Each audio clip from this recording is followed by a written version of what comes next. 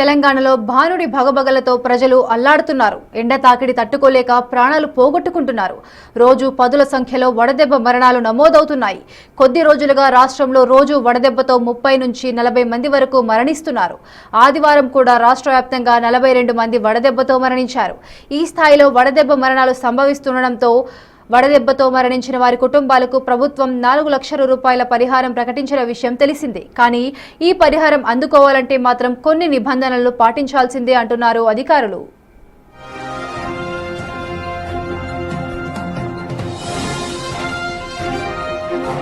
ఎవరైనా వడదెబ్బ ఎండదెబ్బ కారణంగా చనిపోతే వారి కుటుంబ సభ్యులు ముందుగా దగ్గరలోని పోలీస్ స్టేషన్లో సమాచారం ఇవ్వాలి.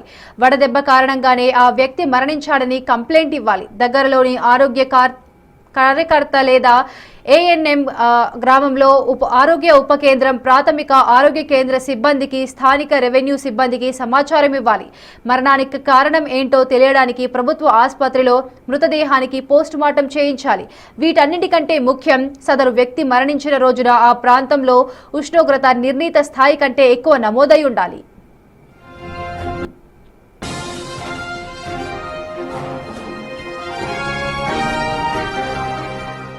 ఈ వివరాలన్నింటినీ మండల రెవెన్యూ అధికారి, వైద్యాధికారి, సంబంధిత పోలీస్ స్టేషన్కు చెందిన సబ్ ఇన్స్పెక్టర్తో కూడిన కమిటీ పరిశీలించి విచారణ జరిపి జిల్లా కలెక్టర్కు నివేదిక ఇస్తుంది. ఆ నివేదిక ఆధారంగా జిల్లా కలెక్టర్ ప్రభుత్వానికి వివరాలు పంపుతారు. ఇలా రాష్ట్రంలోని అన్ని జిల్లాల నుంచి కలెక్టర్లు పంపే సమాచారం ఆధారంగా ప్రభుత్వం తుది నిర్ణయం తీసుకుంటుంది. వడదెబ్బ కారణంగానే మరణించారు అని నిర్ధారణ అయిన వారి కుటుంబాలకు 4 లక్షల రూపాయల పరిహారం అందిస్తుంది.